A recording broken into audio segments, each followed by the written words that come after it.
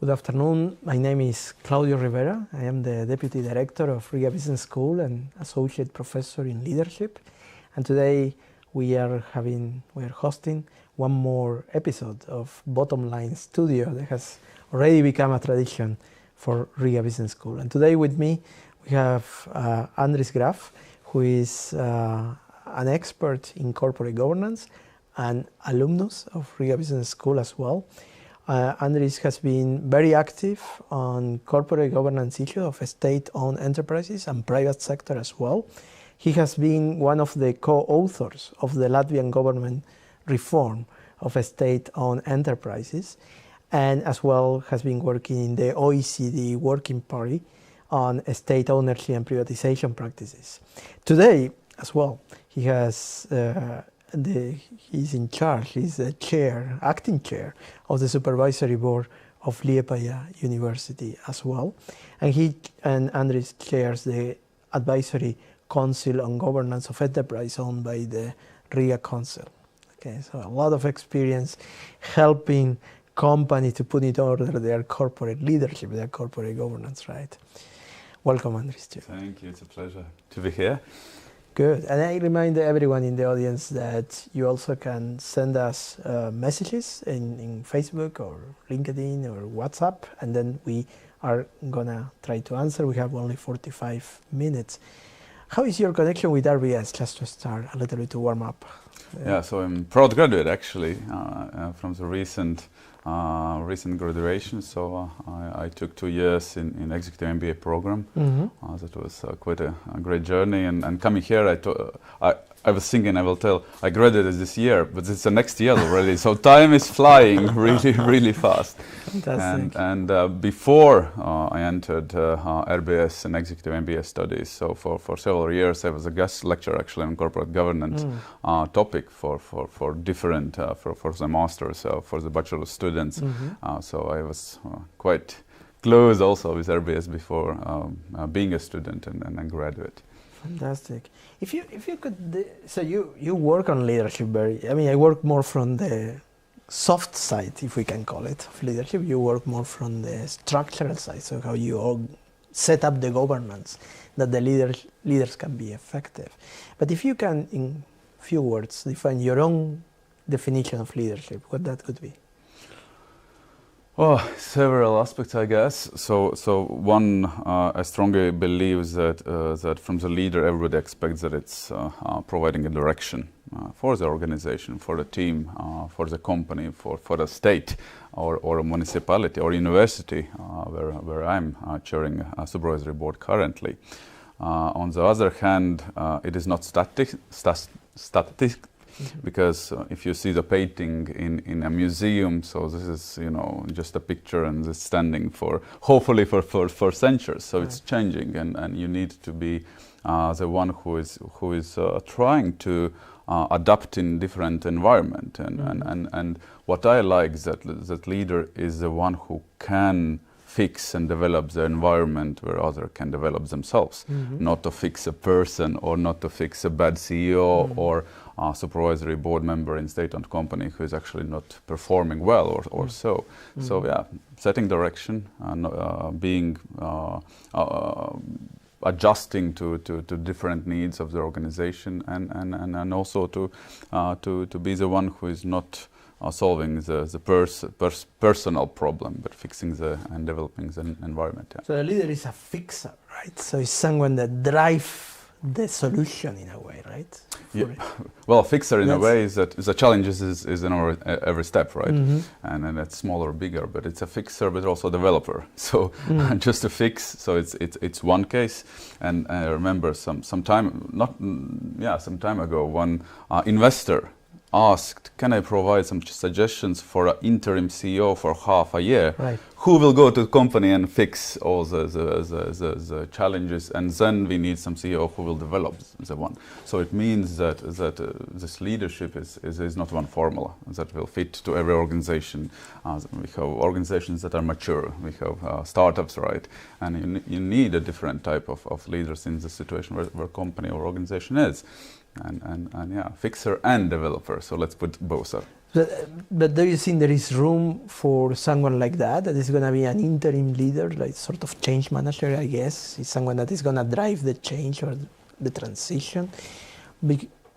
Because that person can come and fix something, but develop that takes a longer period of time. Yeah. So I believe that sometimes you need somebody who is more cruel, if we can put it in this way.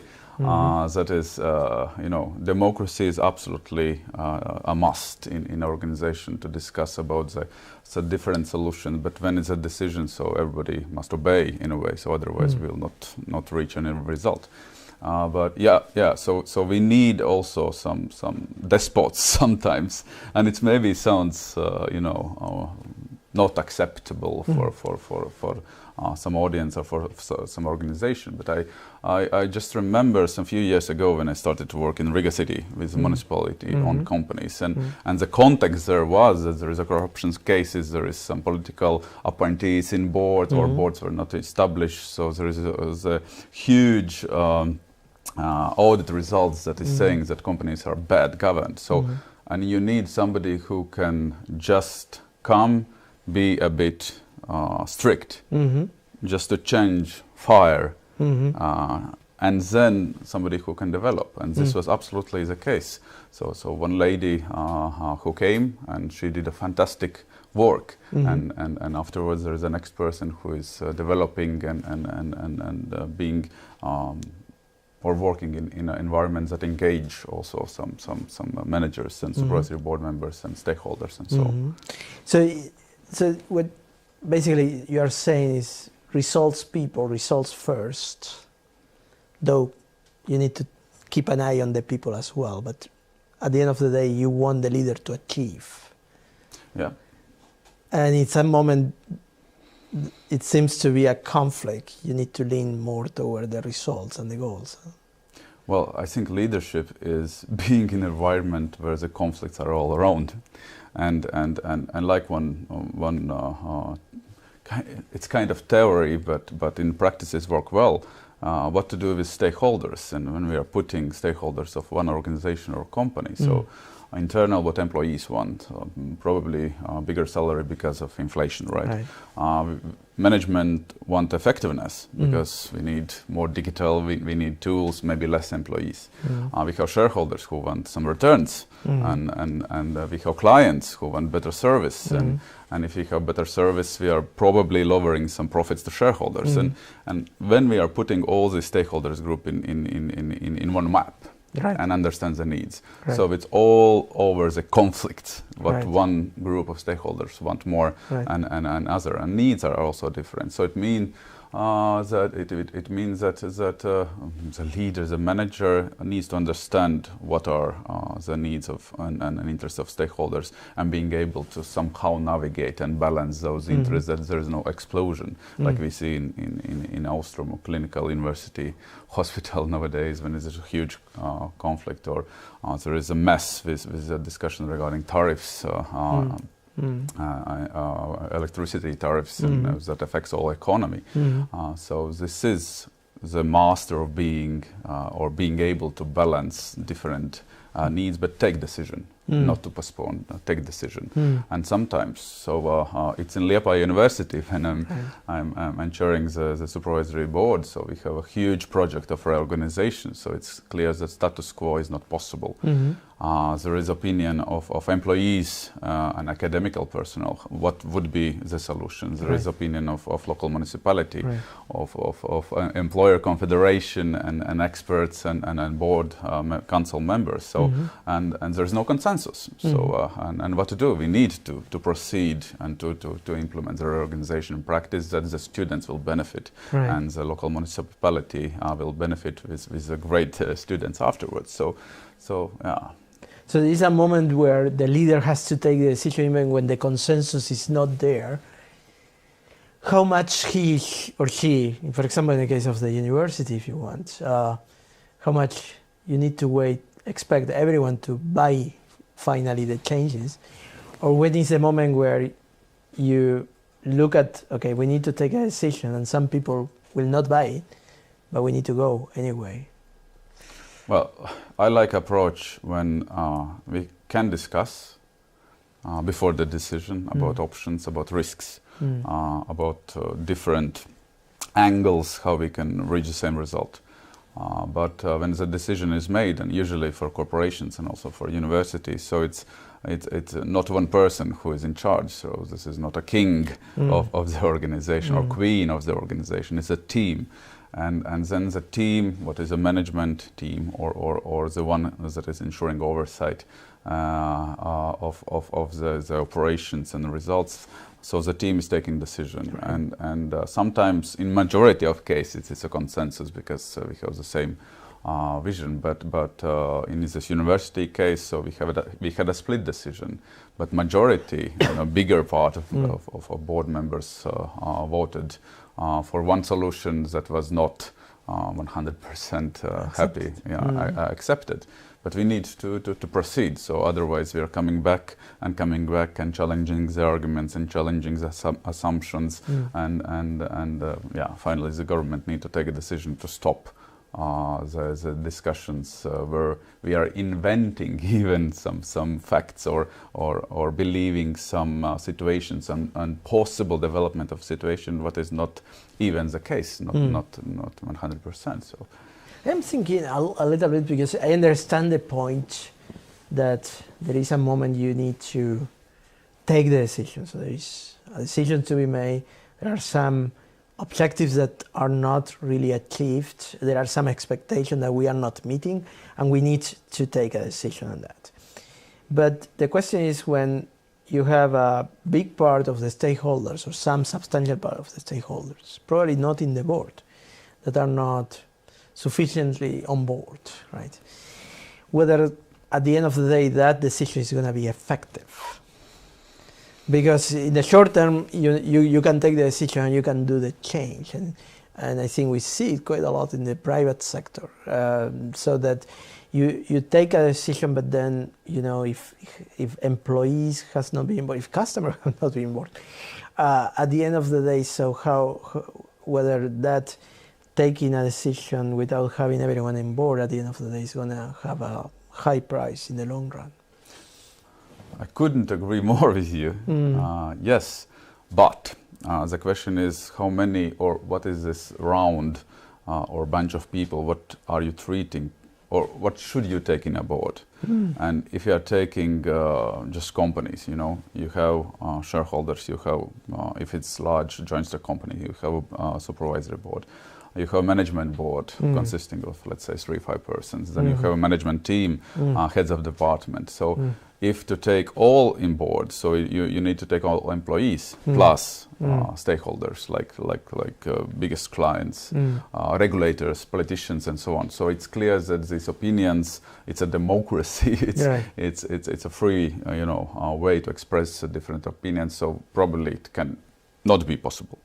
But then if you're defining what is a round of people, what you want to take on a board, absolutely yes. So then you do everything just to take a decision in a most engaging way. But sometimes it's not possible. Sometimes, it affects personality, who knows that, the current situation or the current way how I'm doing the things is the best ever. And this is what I have done for 20 years. And you want to change something. Why? Show me some evidence that the new solution will be better. And not necessarily there is evidence what benefits will come from one other situation. I have, in my own experience, that sometimes I'm more aggressive, demanding results. Please do that in that times, and things are not happening. Sometimes it's when you are discussed with the main team that we agree, we are reaching agreement what to do. Things are not happening. Then we're coming back with the formal decisions, with the task, and things are not happening. So it's not always the case when you are quite clear, you're reaching an agreement that it will be implemented, even if it's agreement. because you never know whether the person who is saying yes, let's do it, I'm accepting, but actually I'm not thinking that this is the right solution. So, and this is kind of experimentation in leadership, you know. This is a very interesting point where you start to convince me a little bit on why the decision before everyone buying it is because we will never know whether the decision is correct till we experiment with the decision. Yes, and even more. So when you are putting decision in one sentence or paragraph, that I don't know, we will develop a new personal policy and we will motivate whatever topic what is in a competence of management or supervisory board, how it will be translated in a mind of employee who is doing or in charge of implementation. And not always there is enough time to communicate in a detail and to devote time, especially from the managers, from the CEO position, from the chair and supervisory board members to go in details through. So recently I had the situation when I discussed with head of university like 2 days, and afterwards in media the comment was like, you know, coming back and some interpretations and maybe I'm just judging whether it's correct or not correct, but if I am saying to myself that this is done, this is discussed and this is understood, you never know whether it's okay or not okay, how the other person understood and feedback, you know. It's absolutely a needed thing from the book, but not necessarily you will get the right answers in a practice. Do you have any example of a leader you sort of look after and say, okay, this person really has been, in the cases you know, this person really is a good example of this style of leadership that is decisive, but with the question mark, you know, leaving the question mark whether it's going to work or not. Do you look at any in your experience? Yeah. And of course, well, the leader what I want to follow is something what I want to learn and I want to repeat in a way the thing that works. And maybe so for the majority of Latvians, Vaira Freiberg is kind of ideal president with self-confidence, with being able to set the direction of the country in a way that we are in international organizations like NATO and European Union, who is able to represent a state when I'm proud. You know, remember this historical speech before joining NATO.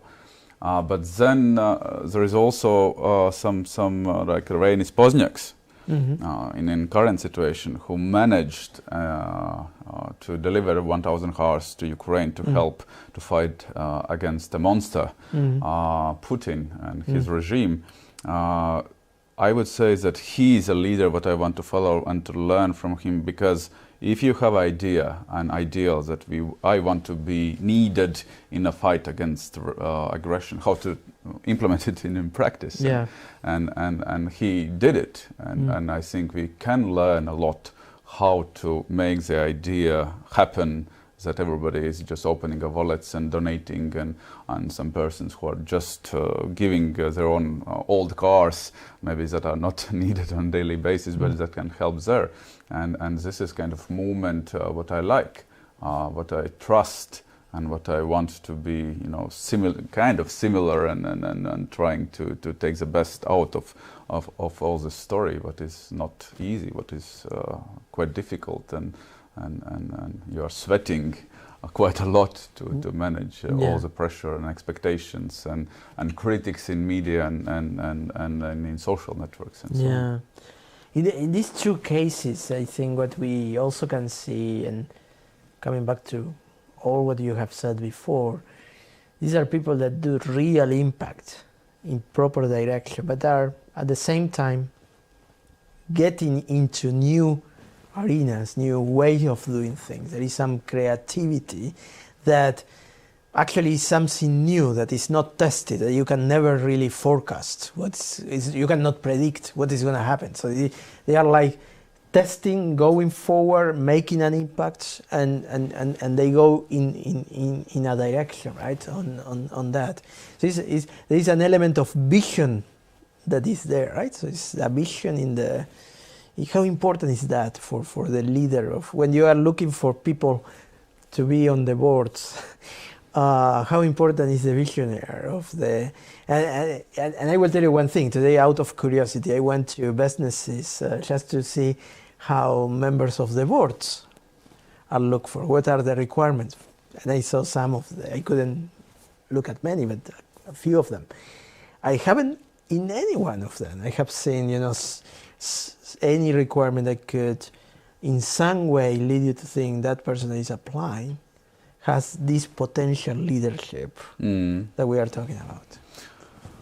Well, this vision and ideas how to be better, how to improve. So obviously, so the answer will be yes. So it would be very weird that I would deny that. In all those public calls for managers or board members, on the one hand, you're searching for some hard skills, right? Some experience and track record that you have touched this issue, especially in supervisory boards.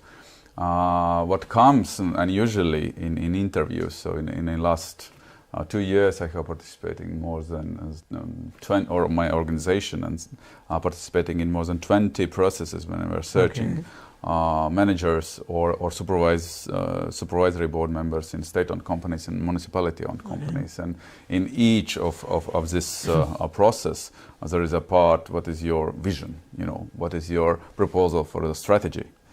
And there you can see a big differences. Actually, this is a place where you are assessing also not only hard skills and experience and previous positions, but also your ability to put together current data and to provide some kind of solution or new angles. And this counts. This absolutely How counts. much it counts? So it's interesting. So you went through so many processes. How much it counts? You are not the only one, I guess, in the selection process. So you have many colleagues. So it's how much not only count to you personally, but how much counts to the selection committee, nomination committee. So how much it counts to get someone more creative, probably less correct or less fit on the hard skill side? Yeah, so if you would put in what is wrong, but if we would put all the selection process in Excel sheet, right? Then for every step what is assessed, you are giving some points. And this is, again, maybe the wrong part of the selecting executives and board members in state-owned companies, because, you know, it's not procurement. But if out of 100 points, you're understanding the track record and previous positions, what is entry requirements, whether you're fitting or not fitting to these minimal requirements, then I would say that up to 15% it's assessment for your strategy, your vision, where each person who is part of the selection committee is providing their own subjective judgment how valid and how reasonably good your vision is. And the rest is we are talking about your skills. Then comes some additional points if you work for international organizations, and so on and so on and so on. So I would say 10-15% is absolutely in average how this vision is translated. Is enough, I think? Yes and no. You know, it really depends. Of course, when you can say that 50%, so it's not enough. But you need also somebody, for example, for board position, who has experience in challenging management in budget assumptions. So here we need a person who is with established experience, or we need somebody who understands how the risk management system or internal controls, compliance, how to work with sanctions, how to develop IT, and to digital transformation and all these aspects. So here it's very important that person went through difficulties in different organizations, preferably for international or international organizations that can bring this added value or experience and transform it as added value. but sometimes it's the process like Latvian state forests, what we are quite commenting and demanding the fair process, because you can use the same Excel sheet, you can use the same counting and putting percentages when the needed candidates are just pushed through, and what is wrong, at the end of the day, because this leadership is not just to follow the rules, legislation. It's about the mindset that we are bringing the best solution, or best board members, best managers, best solutions to the organization. And when this mindset, integrity, is challenged, actually nobody is achieving anything. So it's more the question about the trust in society, that it's again one more example when the society in general can say that we are lowering the level of trust to our ministers, government and state-owned companies, what is absolutely not needed, and we need to fix it. Yeah. This of start to challenge, and looking again to these ads that I saw today, announcements of positions, and I think they were all hospital or connected with medicine, and I was thinking to myself, okay, you are not bringing, with those requirements, you are not bringing diversity into the room. Oh yeah. So what I think is going to limit your possibility of experimentation and new solutions, probably, at the time. So there is a little bit of resistance to this type of diversity, because if you look at these two examples, Rivera probably is more popular among the people, better known about the audience, but there is a person coming from a completely different world in a way, because her upbringing was largely outside the Latvia. And then, so whenever you need a change, you need diversity in that position. So could we start seeing in the future that there is more promotion of bringing new blood, new perspective to this type of boards, people that probably haven't been in the system, in a system, in a sort of track to become board members and come from a different angle, right? Yeah. In last, let's say, 5-6 years, so this is a process when the corporate governance arrived in state-owned companies and municipality-owned companies later on. I would say that there is a fresh blood, and with the signals that we are doing quite open calls, and there is no political kind of interference, we can bring private sector professionals there. So this is working, and there was a myth that nobody from private sector will want to come to work for state-owned company or even ministry or whatsoever, and this is not true. So they are ready if there is no, some hidden deals in all the process. So what is ugly truth? That unfortunately, when the civil servants are looking for the supervisory board members or managers, they are trying to find a copy of themselves. Right. And then we come, so of course, and then you are trying to find a copy of yourself, and there is, similarities, and then we are not getting this diversity in boards or managers. So the right solution was that there is this nomination committees where the business representatives are there. With a different angle, different understanding what is needed or not needed. Then the next step is to define requirements that we need a different education for managers or for board members, a different industry experience. We need to have one who is with financial background, not all bankers who are just looking to the past and not looking to the future as a vision. So from that perspective, the good steps are done and fixed. The problem is still the gender balance. And we can read in international researches for top 500 companies listed in the United States and also in Europe, when more diverse teams are bringing absolutely good effect on bottom line as well. And this is somehow not generally accepted in Latvian state and municipality-owned enterprise, when we are looking, so majority of cases there is still male club, right? And this is one of the proposals what we are working to have more diversity principles fixed in also in the legislation, to have more diverse nomination committees that can not search for copy-paste what I'm doing, but also to open the wider scope of mindset in the boardrooms. So. During these 20, almost 30 minutes already that we have been discussing on leadership, I think if there is a word that is underlined together with this experimentation is dynamism. So we are looking to make leadership very dynamic. Now, there is in the region and probably also in the public and private sector a tradition of long-term leadership, where you have some leaders that being really long time in either in that position or very close to the position.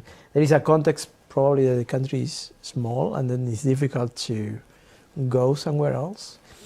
What's your point on there? Because I think there are people on both sides of the dilemma. There are people that think that gives stability to the organization, but the other people might, not go into the example of Putin, of course, but that goes to some level of autocratic leadership at the end that sometimes is very effective, but it creates a very special culture in the organization, in my view. But what's your view on that? Yeah, so it's of course hard to put in a no black and white solution, but I'm more towards those who think that there is a need to change, and especially when we're discussing the position of state leadership, different state institutions, and also companies. So you need to change, and you need to have some fresh blood in a way that can boost the company development to the next stage. We have, on the same time, good examples when there are some managers who are serving for 20 plus years. And I know them personally, and I wouldn't say that company is stuck somewhere in history, in the old elephant, not moving and not developing, right? So there is also some cases when it's working, but I would say it's exception more than a rule.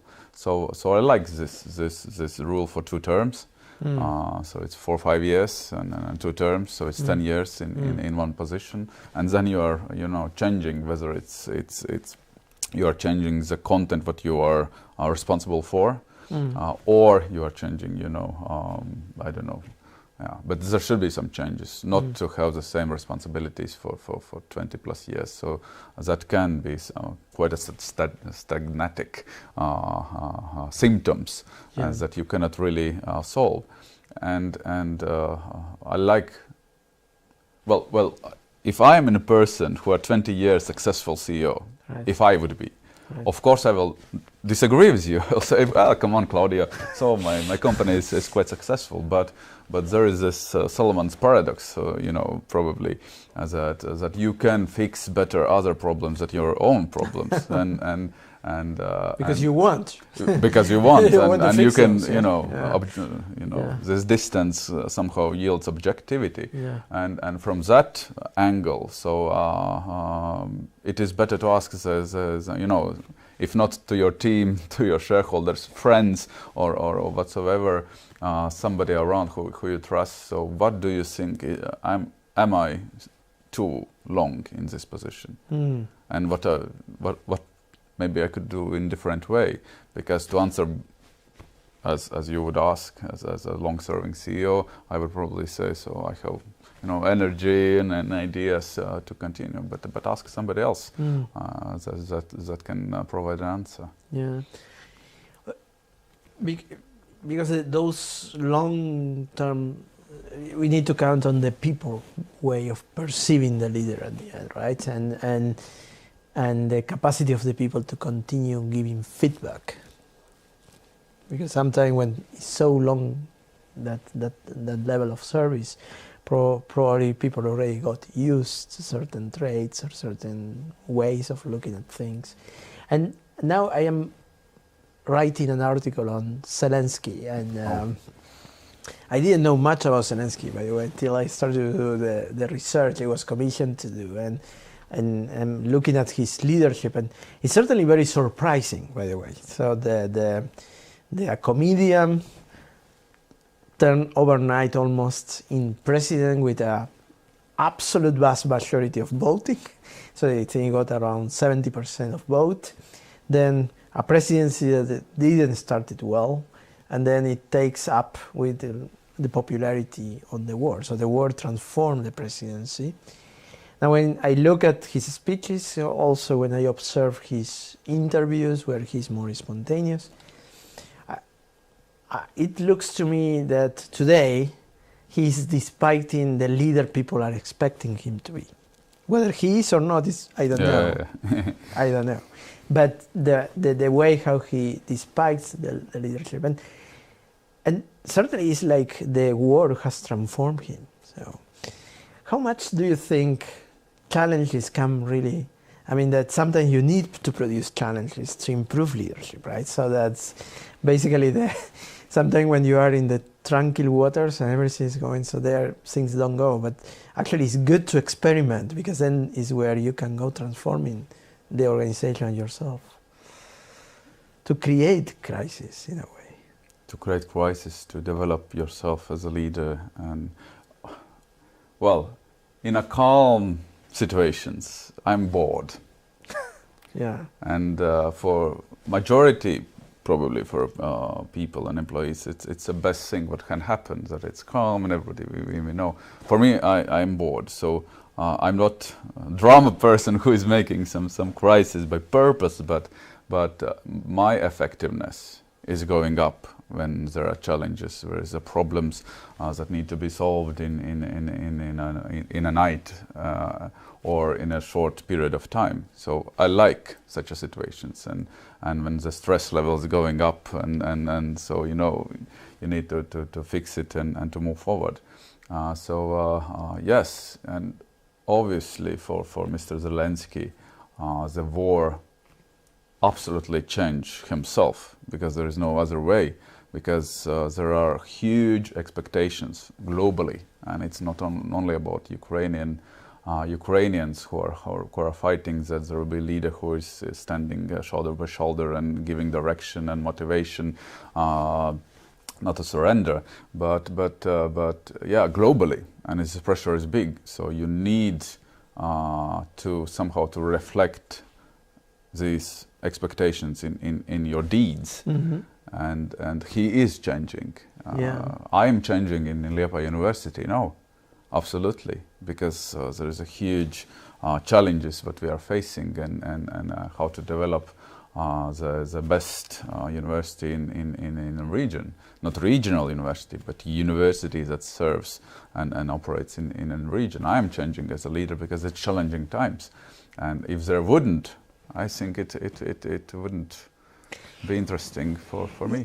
It's interesting when you look at the transition of Zelensky before the war to current war. Now he's a war president, right? So he's a president in a war that is articulating, I think, in a perfect way for the moment where he's living. So he's articulating a very clear and simple message of we are going to win. So and it resonates to me, Ronald Reagan message to the Soviet Union: we win, you lose.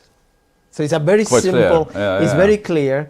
So we are not here to wait for you. So it's a very clear message, and when I observe Zelensky message, it goes in the same direction. Now, people that know him from the past, even though he did a lot of mistakes in his first term, in the first years of his presidency, but even how some of the people he chose in his team, but people that know him from the past, it seems that they say that he has a very strong awareness of what is right and wrong, and very much to stick to what he thought it was right, so that whatever was right for him, that his values, he was very consistent to that. So in this what seems probably to be one of the key of his transitions. What is the role of values of the leader when he's facing, these challenges? And how do you measure that? How do you, in this interview selection process, how do you evaluate the values of a leader? Oh my God, Claudio, what a question. Yeah. So one is just to understand what are your values. And one is a question what we are usually asking in such cases in interviews. So what does it mean to be a good board member? What is good board member? And these answers really are different when you're touching, so some aspects. What is good or what is bad, and how you would like to act. But these values. So I'm just trying to translate these values of Baltic Institute of Corporate Governance to my daily operations. So one of the values is challenge status quo, to integrity. And values itself, when you're putting in on a wall and write, so it's just words. But then there's a question how you are acting to prove that you are following the values or not. And this is quite a difficult and challenging this internal discussion from person to person. Having a feedback from some other peers when the potential board member of management works, and asking quite a simple question. So how you acted in cooperation with him or her, what we should expect, and when is a value crash in organization and personal values and organizational values. So of course it's not leading anywhere. So do you expect the leaders you select to have an active role in discussing these values with the organization where they are going to be? No, absolutely. If we are searching for a company leaders, meaning both management or supervisory board members, who needs to set a direction and agree on a strategy. So integral part of the strategy is just to revise the mission, purpose of the company, values, right? What is not a formality, and so it cannot be formality. So therefore you need to have this discussion translates this quite simple paragraphs or sentences of words into a practice, and usually it's not done. Right? Usually it's not done. Thanks for being, Why it is not done? I mean, that's my experience as well. Yeah, and as a reason, one of the reasons why it's not done, I guess, is that you have a 100 of smaller or bigger operational aspects to solve for managers. Right. Then this is some vision, some future ideas. So let's discuss it tomorrow. Then tomorrow it's next operational crisis and challenges are covering all the agenda, and then let's discuss after a week. So what I like, what is quite practical, that for a board, so you have the calendar for a year or a half year. Right. When you are planning also the time to think about philosophy items, and if you are not planning that, so it's not working. So what I'm doing actually is that every week I'm putting some 3 hours what is thinking time, because every day you have full of meetings, Zoom calls, conferences, some events where you need when I need to discuss and present and so on, but I need to put in a calendar time for myself. And there is this famous matrix from Stephen Covey, I don't know if you know it, that urgent, important, urgent, non-important, right? So and this is the values discussion is this non-urgent, very important, right? So that it requires, and that's very deep level of discussion that is on the why are we here? What are we doing? What's the main proposition of what we are doing, right? So and whether what we are producing actually match the values, what we really care. So it's a question in your understanding that urgent matters, or it could be also a question that people are not convinced of the practical value of philosophy. I want to do my job, you know. So if I'm accountant or I'm a marketing person, so for certain professions and positions in a company, it's very, very important, because then you're, but yes, so who cares about philosophy? So, or who should care? That is the right question. You know, once I heard an observation that it's not my opinion, but I think it's worthwhile to think about it.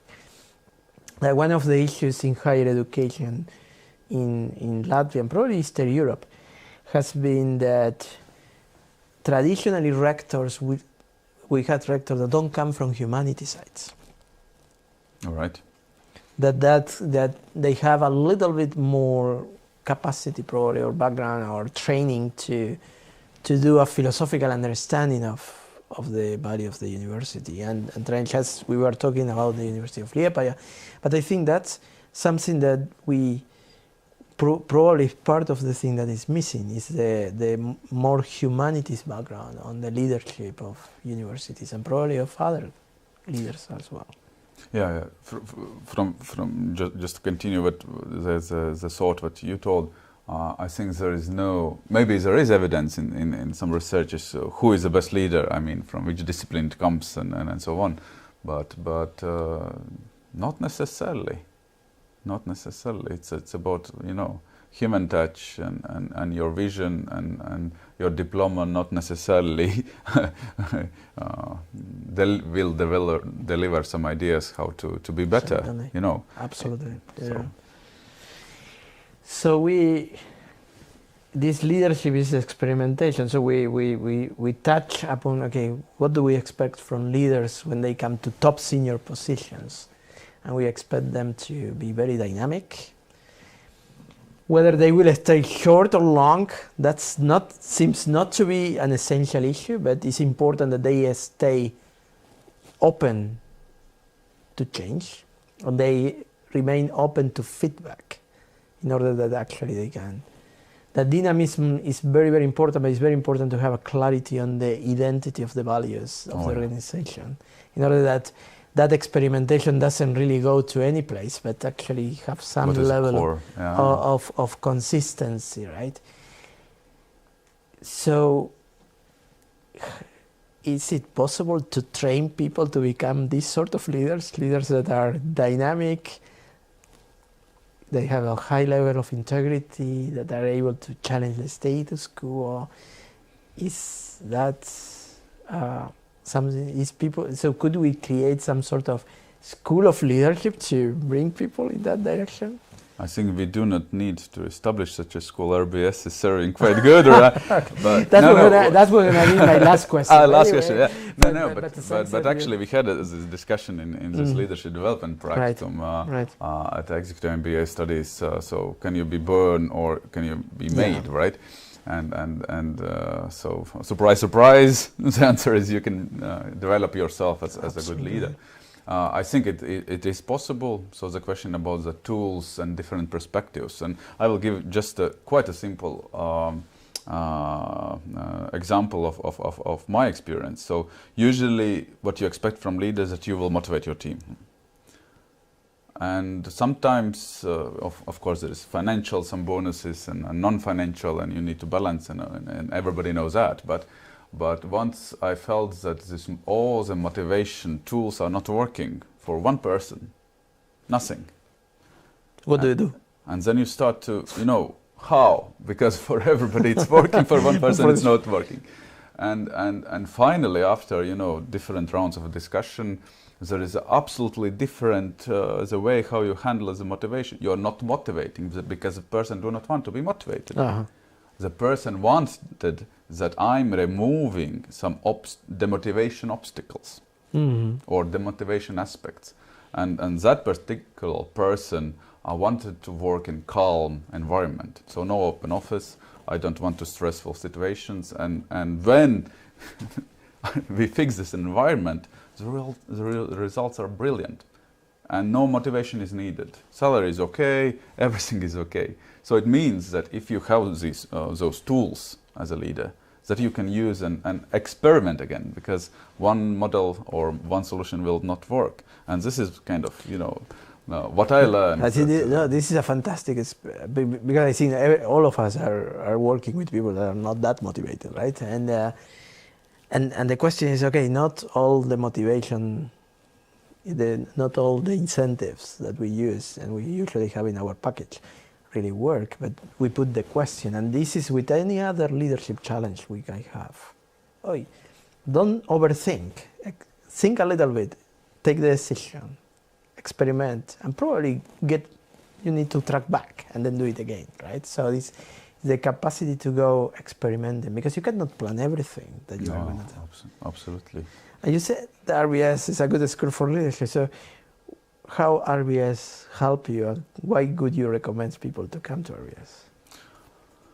Well, this is our marketing. So marketing part. This starts, is our marketing right? So segment. And we are going to finish on that. And we are going to finish on that. No, actually. So what is absolutely is a good thing that in Executive MBA programs there is not only the must-have courses, and I came here to boost my financial capacity as a manager. But this Leadership Development Practicum, so it went through all the program in 2 years. And there was a lot of tasks and to reflect about the history starting from the birth till critical moments of my career, or some moments that I'm not probably proud of, and just to put on paper and just to understand how I can be better, and whether it's delegation skills, why I cannot delegate, why I'm feeling that I'm the best person who can do myself.